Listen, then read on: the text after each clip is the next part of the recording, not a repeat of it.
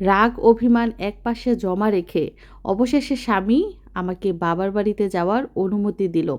আব্বা আমাদের নিতে আসবেন। লম্বা সফরে বাড়িতে যাচ্ছি। ৩ ভাই-বোন একসাথে সময় কাটাবো। খুব আনন্দ হবে। কিন্তু কিভাবে স্বামী অনুমতি দিল? কে রাজি করালো? আসসালামু আলাইকুম। আজকের কাঙ্ক্ষিত ভিডিওতে আপনাদের সবাইকে স্বাগত।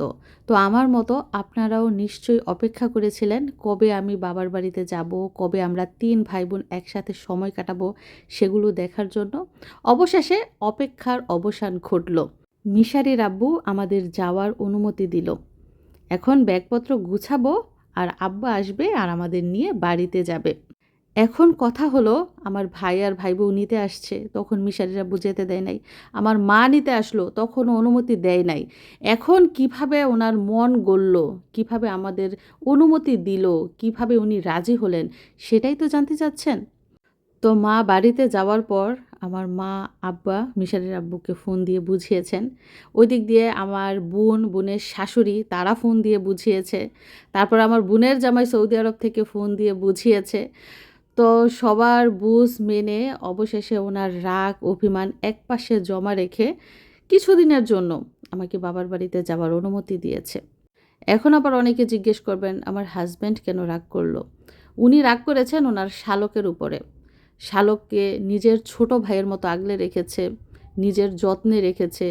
কোনো বিপদ আপদ, কোনো কষ্ট স্পর্শ করতে দেয় নাই। সে শালক যখন সবার মনে আঘাত দেয় তখন তো ওনার কষ্ট লাগারই কথা। যেহেতু এতদিন আমার ভাই বেয়াদবি করেছে, কারো কোনো কথা শোনে নাই, কারো সাথে যোগাযোগ করে নাই, ৬ মাস মা বাবার খোঁজ খবর নেয় নাই। তো আমার হাজব্যান্ড এজন্যই শালকের সাথে রাগ করেছে যে সে বাড়িতে আছে, ওইখানে যাওয়ার দরকার নাই। কিন্তু বাড়ির সবাই ফোন দিয়ে ওনাকে বুঝিয়েছে যে আপনার শালক এখন আর আগের মতো নাই, সে ভালো হয়ে গেছে। সে ভবিষ্যতে আর কোনো দিন বেয়াদবি করবে না, ভবিষ্যতে আর মা বাবার সাথেও এরকম আচরণ করবে না।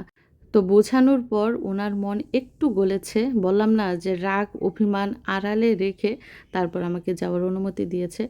আর আমিও ওনাকে রিকোয়েস্ট করি নাই যে ও যতদিন না পর্যন্ত উনি নিজের ইচ্ছায় আমাকে যেতে দিবে ততদিন পর্যন্ত আমি যাব না।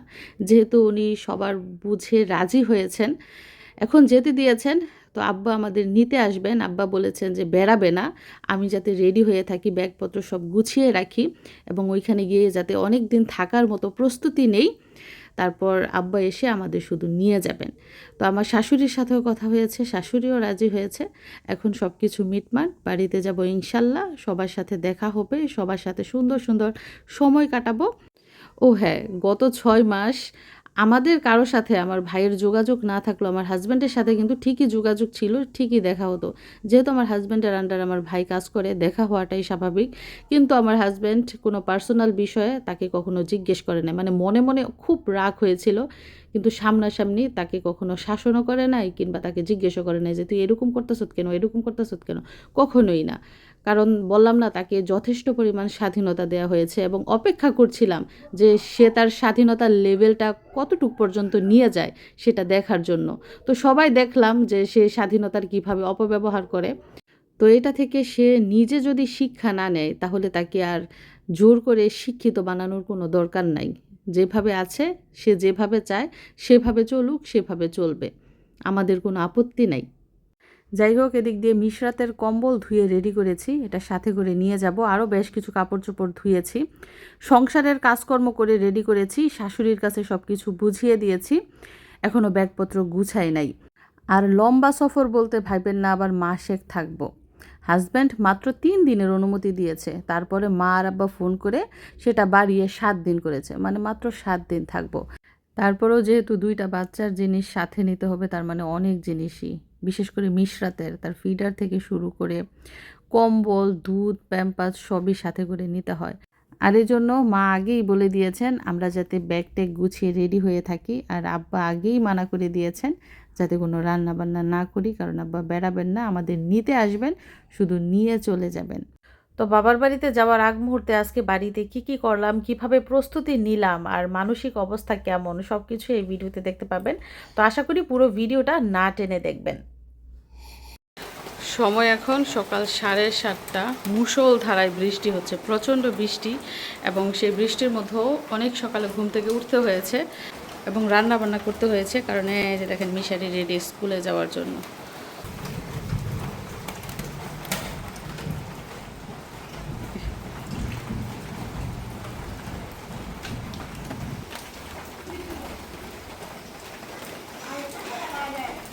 তো হঠাৎ করে বৃষ্টি, এভাবে স্কুলে যেতে হবে। গাড়ি দিয়ে যাইব, সমস্যা নাই, শুধু রাস্তা পর্যন্ত আর কি যাইতে পারলেই হয়েছে। স্কুলের গাড়িতে উঠে গেলে আর টেনশন নেই। আর এদিক দিয়ে মেয়ে ঘুমাচ্ছে, 7:30 বাজে, মেয়ে ঘুমানোরই কথা, উঠবে আরও 1-1.5 ঘন্টা পরে। এখন আবার একটু দুধ খাইয়ে দিব, খাওয়ালে আরও 1-1.5 ঘন্টা ঘুমাবে। আর এই ফাঁকে আমি রান্না বান্না শেষ করব। তো এরই মধ্যে রান্নাবান্না শুরু হয়ে গেছে। আজকে কি কি রান্না করছি আপনাদেরকে একটু দেখাই। এই পাশটায় বরাবরের মতোই ভাত বসিয়েছি, আর এইখানে রান্না করছি কলা, কাঁচকলা। আপনারা অনেকেই চিনে থাকবেন। তো এই কলার কিন্তু আজকে তরকারি রান্না করব না, ভর্তাও বানাবো না, কলার ভুনা করব। সিদ্ধ হওয়ার পর ভালো করে মথে তারপর মাংসের যত মশলা আছে সব কিছু দিয়ে শুকনো শুকনো করে ভাজা ভাজা করে কলার ভুনা করব। এছাড়া এদিকটায় দেখেন ব্রয়লার মুরগি ভিজিয়েছি, আজকে মুরগির মাংস রান্না করব। মুরগির মাংস একদিন পরে পরে রান্না করতে হয়, হয় গরুর মাংস নয়তো মুরগির মাংস। যাই হোক, মাংস এখনও ভিজে নাই, ভিজলে কাটবো, তারপর রান্না শুরু করব। এখন আমি এই যে দেখেন একটা ডিম ভাতের মধ্যে টুপ করে দিয়ে দিলাম, এটা মিশরাতুল জজমের জন্য। প্রতিদিন একটা করে ডিম সিদ্ধ করি, মেয়ে অল্প খায়, অল্প ফেলে। তারপরও মেয়ের বাবাই বলছে যে প্রতিদিন সিদ্ধ করে দিবা, খাক আর না খাক। তো কলার মধ্যে ডিমটা দিলাম না, কারণ কলা কিছুক্ষণ পর কালো হয়ে যাব, কালো হইয়া পানি একদম নোংরা হয়ে যাবে, এর জন্য এটার মধ্যে দিলাম না, ভাতের মধ্যে দিলাম। যাই হোক, রান্নাবান্না চলতে থাকুক। এখন আমি পেঁয়াজ কাটবো, মুরগি কাটবো, তারপর বাকি রান্না আবারও শুরু করব। তো সাথেই থাকুন। কি ব্যাপার আম্মা জান, বাইরে যেতে মন চায়? হ্যাঁ, বৃষ্টির মধ্যে এই যে দেখেন একটু সুযোগ পাইছে আর নেমে গেছে। দেখছেন নি কুল উঠবা? কোন দিক দিয়ে যাব দেখছেন? হাত দিয়ে দেখাই দে, ওই দিক দিয়ে যেতে। বৃষ্টি পড়তেছে, রোদ উঠে গেছে। রোদ উঠে গেছে। রোদ উঠলে উঠানটা শুকাইলে তারপর আবার ঝাড়ু দিব, ঝাড়ু দিয়ে মেয়েরে সাইডে দিব উঠানো, জুতা পরাইয়া দৌড়াক খেলুক। তারপরে দেখেন এখনো পর্যন্ত বিছনা উঠানোর বাকি রয়েছে। আমার সব কাজ, বাইরের যত কাজ আছে সব সাইরা যখন ঘরে আসি তখন ঘর গুছানোর কাজ করি। আবার মাঝখান দিয়ে মেয়েকে আবার খাওয়াই নিচ্ছি, ডিম সিদ্ধ করে ডিম খাওয়াই নিচ্ছি। তো এই বিছনা গুছাবো, এখন ঘরে ময়লা আছে ওইগুলা ফেলবো, তারপরে আবার মেয়েকে খাওয়াবো, এরপর আমি গিয়ে গোসল করব। মানে আমি একদম কাজটা সব কইরা সাইরা তারপরে গিয়ে গোসল করি। আর আমার আম্মা জানতো একজন আছেই, শুধু পিছন পিছন ঘুরবো আর মাম্মা মাম্মা মাম্মা মাম্মা বলে ডাকবো সারাক্ষণ। আপনাদের বলেছিলাম না যে কলা সিদ্ধ করার পর একদম কালো ময়লা পানি বের হবে, দেখেন কালো কালো পানি বের হয়েছে। এখন এটার খোসা ছাড়াবো, ছাড়িয়ে ধুয়ে তারপরে যে সাদা অংশ, ভিতরের যে সাদা অংশ, এগুলো আলুর ভর্তার মতো করে বানিয়ে তারপর তেলে দিব মাংসের যত মশলা আছে সব কিছু দিয়ে। তো দেখতে থাকুন। কি ব্যাপার আয়ান, আজকে কি বৃষ্টি হচ্ছে? হুম, ওই যে ছাতা মাথায় দিয়ে ঘুরতে আছে। রোদ বেশি না? রোদ হলো ছাতা লাগে, বৃষ্টি হলো ছাতা লাগে। ছাতা কত দরকার দেখছো?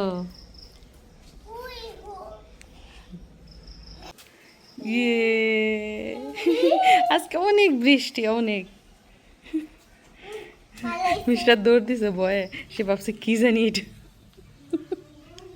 ছাতা দিয়ে জানি কি মনে হয় খাসা, খাসা ভাইবে দৌড় দিছে।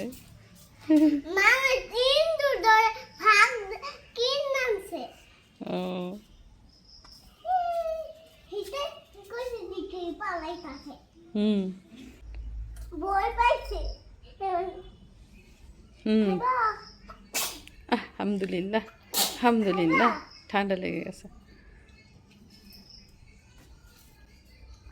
আর এই পাশটায় বরাবরের মতোই মেশিন ভরা কাপড়, সব কাপড় চোপড় দিয়েছি।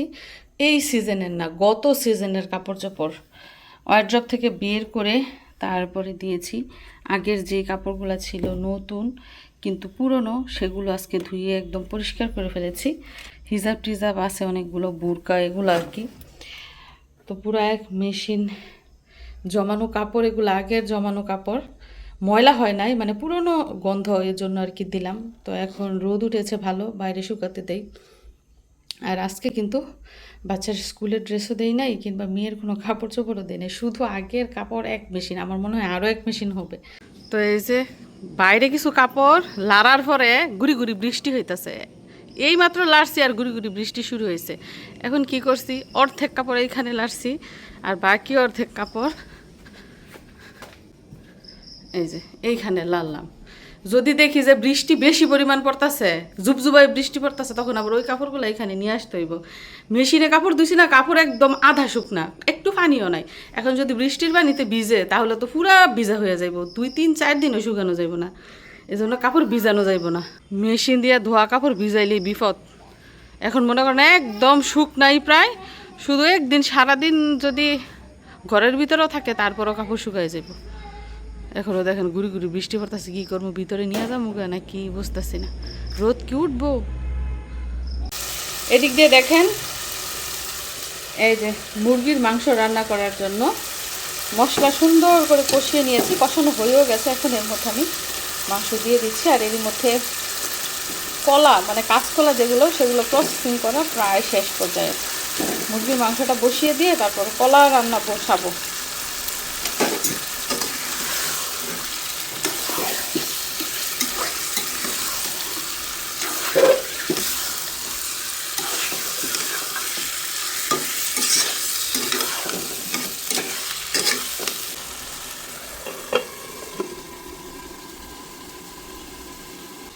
আর এই পাশটায় দেখুন কলা সিদ্ধ করে খোসা ছাড়িয়ে নিয়েছে। অনেকে কিন্তু এই কাঁচকলার খোসার ভর্তাও বানায়, তবে আমি বানাচ্ছি না। আমি এই যে এই সিদ্ধ কলা সুন্দর করে মথে নিচ্ছি, সেম সেম আলুর ভর্তার মতো, কিন্তু কোনো পেঁয়াজ কাঁচামরিচ কিছুই দিচ্ছি না, শুকনো মরিচও দিচ্ছি না, শুধু জাস্ট একটু মথে নিচ্ছি। এভাবে মনে হয় কলার পাকোড়াও বানানো যাবে না, মানে পেঁয়াজ টিয়াজ দিয়া এরকম এরকম কইরা যদি তেলের মধ্যে ভাজা হয় তাহলে তো বানানো যাইবই। কত রেসিপি আছে পেট বানায় বানানো যায়। তবে এটা কিন্তু আমার শাশুড়ির রেসিপি, আমার মায়েরও রেসিপি। কচু আছে না, কচুও কিন্তু এভাবে রান্না করে আমার শাশুড়ি। তো কাঁঠাল গাছতলা কাঁঠাল পরে টলিয়ে আছে, এই দিক দিয়ে আরও 5-6টা কাঁঠাল আছে, এগুলো পেকে একদম টসটসা হয়ে রয়েছে, যে কোনো সময় পড়ে যেতে পারে। তো আমার শাশুড়ি বলতেছে কাঁঠাল কেটে ফেলা উচিত। তো এই যে মই নিয়ে আসছি ধরাধরি কইরা, এখন কাঁঠাল যে কাটবো, কাটার লোক নেই, এত উঁচুতে কে উঠবো। এখন আমার শাশুড়ি গেছে ওই ভাড়াইটা বাড়িতে দেখতে কোনো পুরুষ মানুষ আছে কিনা, যদি থাকে তাহলে নিয়ে আসবো। আর এই কাঁঠাল তো খাওয়াও সম্ভব না, একদম বেশি গলগলা হয়ে গেছে, শুধু বিচি নেওয়া যাইব। বিচি নেওয়ার জন্যই আর কি পাড়াইতাম, আর যদি 2-1 কোষ খাওয়া যায় তো খাইতাম। এভাবে কাঁঠালগুলো নষ্ট হয়েছে, এই বছরের কাঁঠাল সব এইভাবে পইরা নষ্ট হইল। আফসুস আফসুস আফসুস, বিশাল বড় এক কাঁঠাল কাটার সাথে সাথে ধপাস করে মাটিতে পড়ছে, পইরা ছাতি হয়ে গেছে।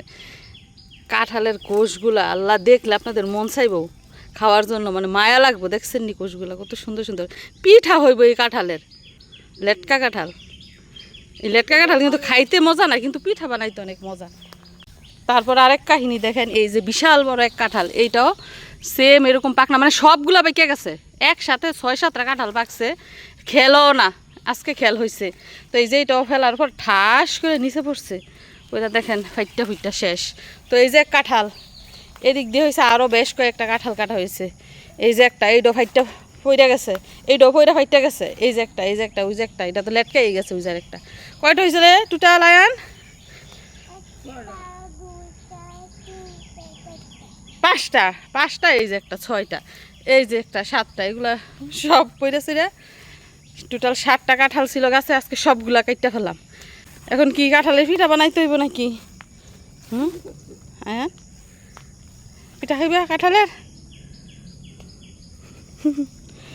তো এইটা তো খাওয়া যাবে না, এটা থেকে শুধু বিচি নিব।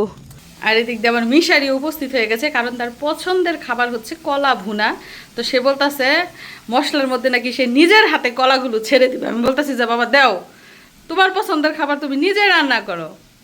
তো এক পাশে এই যে মুরগির মাংস রান্না হচ্ছে, এটাও মিশারির পছন্দ, আরেক পাশে রান্না হচ্ছে কলা ভুনা, এটাও মিশারির পছন্দ। বাবা তোমার কি রান্না করতে ভালো লাগে? না, রান্না হচ্ছে গার্লসদের কাজ না? এখন কি করতে হবে দেখি পারে কিনা। সাবধানে সাবধানে বাবা। ওরে দুই হাতে রান্না করে না রে বাবা রে, দুই হাতে তুমি বোনকে কোলে নাও, আমি রান্না করি। তুমি এভাবে তেল শিখবো? উফ, লুসনি দিয়া দাঁড়ো, বুঝতে লুসনি বুঝে। ইয়ে ধোয়া, মুরগি রান্না হচ্ছে। তাড়াতাড়ি যাও ঘরে বোনকে নিয়ে, আমি 5 মিনিটের মধ্যে রান্না শেষ করে আসতেছি।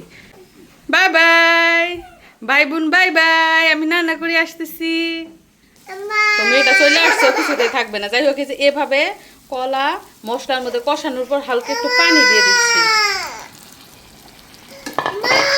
এখন এই পানি আবার শুকাতে হবে। কেন পানি দিচ্ছি? যাতে মশলা এবং কলা সুন্দর করে মিক্সড হয়। এই যে এভাবে এখন এই পানি শুকাবো, তারপর ভাজা ভাজা করবো। যে কোনো জিনিস রান্না করতে তো অবশ্যই কষ্ট, আবার যদি কোনো স্পেশাল খাবার হয় তাহলে তো আরো কষ্ট। কি মাম্মা, কি এই তো আমার রান্না হয়ে গেছে। আর এই পাশটা যে মুরগি রান্না করছিলাম, অনেকক্ষণ ধরে নাড়াচাড়া করছি না, কারণ কলা তরকারি রেডি করে প্রসেসিং করতে করতে অনেকটা সময় চলে গেছে। মাংস আর একটু কষবে। তো এক পাশে রান্না হচ্ছে মুরগি, আরেক পাশে রান্না হচ্ছে কলা ভুনা। দুইটার কালারই কিন্তু হলুদ এবং দেখতে খুব সুন্দর লাগছে। রান্না হতে আর 10 থেকে 15 মিনিট সময় লাগবে। কোষগুলো অনেক সুন্দর না গো? খাইয়া টেস্ট করছেন? মিষ্টি নি?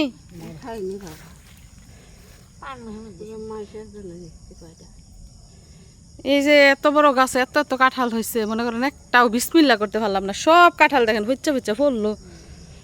আমার নাতি জানি খাই না। সিজনে কেউ খাইতেছে না, বুঝছেন? সিজন গেলে আবার ঠিকই মন চাই, যে এখন আবার মন চাইবো। শেষ না কাঁঠাল, এখন মন চাইবো খাওয়ার জন্য। এই কয়টা নিবেন? আর কয়টা নেন। মুড়ি দা খাইবেন না? মুড়ি আছে না করে? তো এই পাশটা একটু ফলো করেন। কলার যে ভুনা করছি সেটা কোন পর্যায়ে আছে, এই যে দেখেন ভুনা কিন্তু হয়ে গেছে। দেখেছেন পোড়া পোড়া হয়েছে, যে এর থেকে আরও বেশি পোড়া পোড়া করলে পরে আবার শক্ত শক্ত হয়ে যাবে, খাওয়া যাবে না। এই অবস্থায় নামিয়ে ফেলতে হবে। তো কলা ভুনা কিন্তু রান্না একদম শেষ পর্যায়ে। আমি এখনই চুলাটা বন্ধ করে দিব এবং ভুনাটা বাটির মধ্যে বেড়ে নিব। আর এদিক দিয়ে দেখুন মুরগির মাংস রান্নাও কিন্তু একদম শেষ পর্যায়ে। একটু ঝোল ঝোল রেখেছি, যেহেতু কলা ভুনাটা শুকনা। যদি মুরগির মাংস শুকনো হয় তাহলে খেতে আর ভালো লাগে না, এজন্য একটু ঝোল থাকুক। আর এই পাশটায় অল্প একটু সালাদ কেটেছি, লেবু, পেঁয়াজ, কাঁচামরিচ আর শসা। এছাড়া এই যে দেখেন ভাত রান্না করেছি, এবং বরাবরের মতো ভাত রান্নার পর ডিমটা উপরে দিয়ে রেখেছি যাতে গরম থাকে। এদিক দিয়ে মিশারিকে খাবার দিয়েছি, তার পছন্দের খাবার মুরগির মাংস এবং কলা ভুনা। বাবা তুমি খেয়ে বলবা কেমন হয়েছে। বিসমিল্লাহ।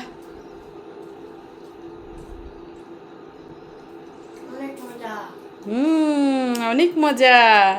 আপনারাও কিন্তু বাসায় কলা ভুনা রান্না করে খাবেন আর টেস্ট করে দেখবেন কত মজা।